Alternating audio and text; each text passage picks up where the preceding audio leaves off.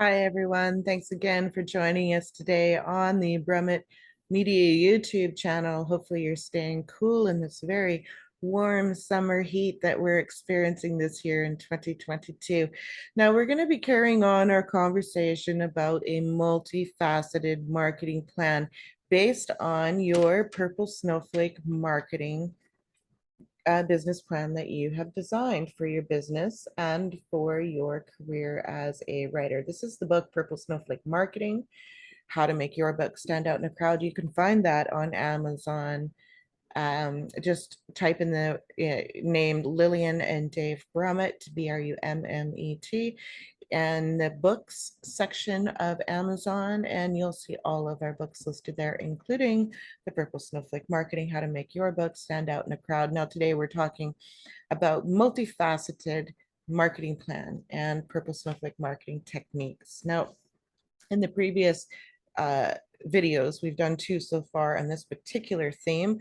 And of course, the book is entirely written on that. So obviously, these videos are just brief examples of what the idea, the concept of what this is about. Now, we were talking in the previous ones about, you're going to have an event, you're doing a fundraiser, maybe you're networking with people in some way, maybe you're having an appearance or a contest, or something is going on in your area that you're in right now, and you're looking at ways of utilizing the activities around that event to the most efficient and effective way for a long time before, during, and after the event, a long time after the event. What we're looking at here is really getting a lot more return on investment and extending that return on investment for, years, sometimes decades after.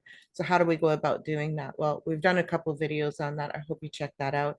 Now, what we were talking about before was some of the in-person stuff, some of the direct stuff, some of the underground guerrilla, backdoor, direct, or hands-on marketing techniques around your event. Now, I just wanted to do this one saying that doing those things doesn't mean that you won't also be online. So while we're doing these hands-on and direct and backdoor and all that, we're also looking at what we can do online. So how are we reaching out to those that are on the social networking sites?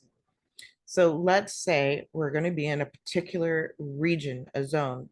Doesn't matter if it's our own community or another community that we've traveled to.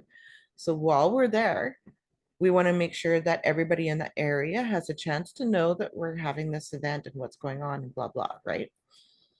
So what I would suggest that you do is go into your social networking sites, each and every one of them, go into that search box section, type in the city location of your event, and look for groups and influencers and movers and shakers and businesses that are possibly connected with your topic or your event or the location in some way, that you can merge and reach out to them in some way. Hey, I'm going to be in your area in 2 weeks. How can, I have this idea, and then you reach out to them with that idea. So you want to really think about what you don't just want to say, hey, I'm having an event. You're not advertising to them. You're reaching out to them with a purpose. So, hey, I'm having this event. I want to do this.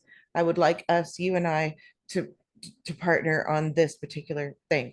Maybe here's some suggestions of what I've done in the past with other retailers.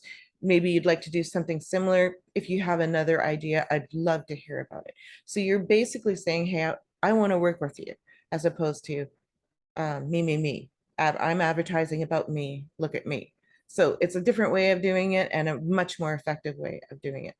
So we're going to go on those social networking sites, and we're also going to look at groups. We're looking for any local community group, like Creston Buy and Sell or Nelson Community Events or something along those lines, anything along those lines for the community that we're going to be in. And so we want to join those groups. And so this is something you have to do several weeks before the event, right? So you join those groups, you start commenting, you start interacting with people, you introduce yourself, and then you write a post about, hey, I'm going to be in your area. This is what's happening. And hey, check out, we're going to have this local business bringing coffee, and this other, we're getting donuts from your local bakery, and we're going to do this. And then afterwards, we're doing this reading over here in this park, and we're doing this over there. And then come join me for coffee at the such and such a place. And before I get out of town, if you can't reach those events, you can reach me here where I'll be having my coffee before I leave town, right? So you reach out, you're really welcoming, you're finding every way of really working that event that you're doing. So you also want to look at anyone in the area that might be running podcasts or blogs or newsletters or e-bulletins. You know, like the Kootenai Arts e-bulletin is one that I always like to refer to. They have amazing event announcements for the Kootenays, an area of BC where I live in Canada. And they've announced our book releases and our, you know, Dave's gigs or whatever, you know. So there's lots of different things that they'll announce and help you with.